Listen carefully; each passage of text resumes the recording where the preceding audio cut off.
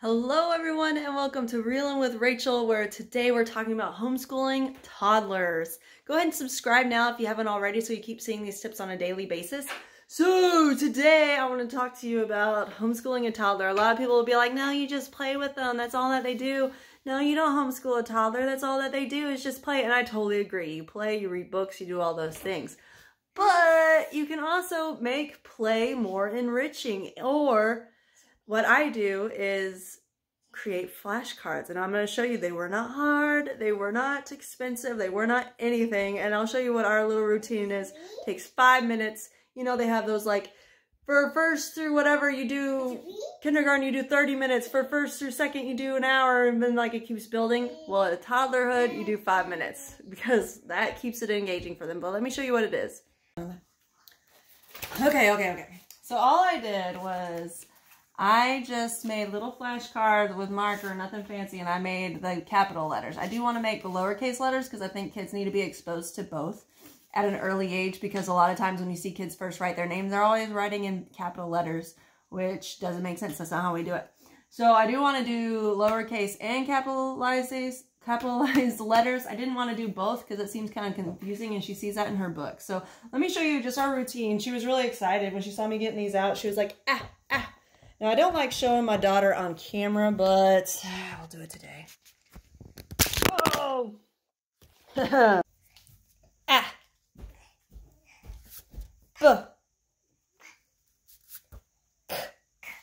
See, she can see these things. I wrote it on the other side so I could see it too. Duh. Eh. She knows it's coming. G.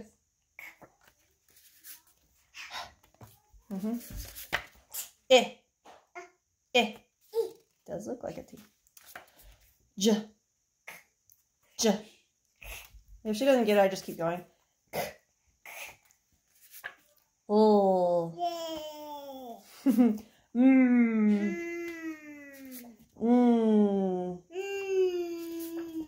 Ah. Qua. Now, I did make the mistake of having something in her hand so that she can get distracted.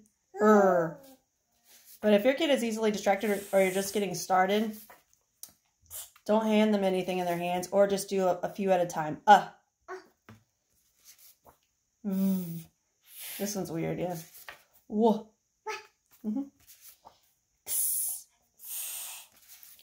Yeah. Z.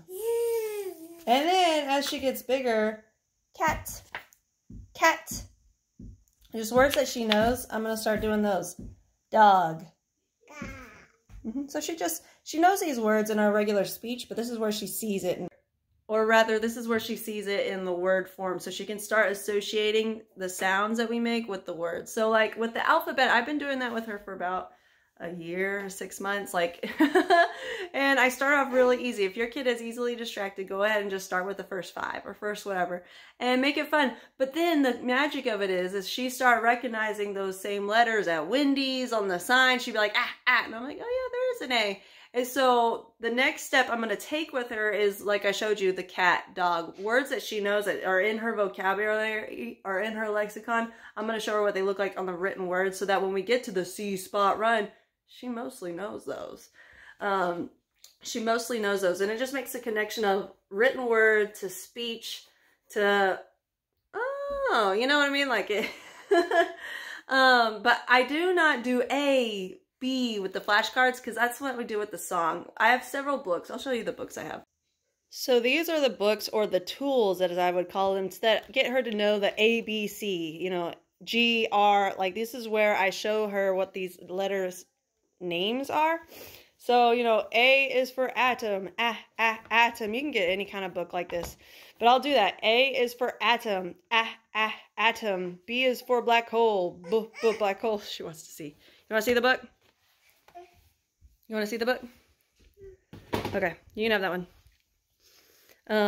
But anyways, I have this other one that, you know, A is for alligator, alligator. If you have an ebook, that's where I show her C. And then especially at the end of this book, hey, don't write in your book. Books are not for writing. This one I'll go A, B, C, D, E, F, G. And after we sing the song, she likes to point to them, and that's where I'll give her the sounds again. I'm more interested in her learning the sounds than I am her learning the names. Of course, learning the names is important because if she ever goes to public school or whatever, and they're like, spell what? And she's like, wha, at. No, like, that's not going to work. You have to know the names. But we'll get to those eventually. Right now, I'm just interested in her learning the sounds. And then the other thing that we do is she loves to draw. So that's just getting her used to writing, getting her used to using her pencil. And she does a good job. So I did want to show y'all my second set of flashcards. Like, I do have these that I use for VIP Kid, and my husband will do these with her. I choose not to, not because I want to deprive her of all her learning opportunities, but like, I like that they have the big and the small letters, but you don't see this in written speech. You don't see big A and little a back to back. So it doesn't really make sense unless you're learning. And I'd rather her learn it somewhere else, like with the regular flashcards. But these are also a good tool. Like, I'm not knocking these at Apple. I mean, I teach with those all the time on VIP Kid, but for my daughter, it's a different story. Now, am I taking away her play? No. Am I making her not be a toddler by learning these things? No. I just supplement with these little activities that she enjoys. If she doesn't enjoy it, or if your kid does not enjoy it, don't do it, okay? You don't want to already set a foundation of like the alphabet sucking, because then they're gonna be reluctant to read. But like, if you just do little tidbits of time, that's what my mom taught me. Just, if they start getting bored, stop. If they start getting distracted, stop. Don't try to pull them in. Don't try to force them to do it. Just let it be a feeding ground. Kind of like you lead the horse to water. If she's drinking, stay. If she's not drinking, put the water away. You get what I'm saying? Thank you so much for being here. I'll see you on the flip side. I hope that this helps your toddlerhood grow and learn and love reading, just like everybody should love reading. And I'll see you on the flip side. Bye.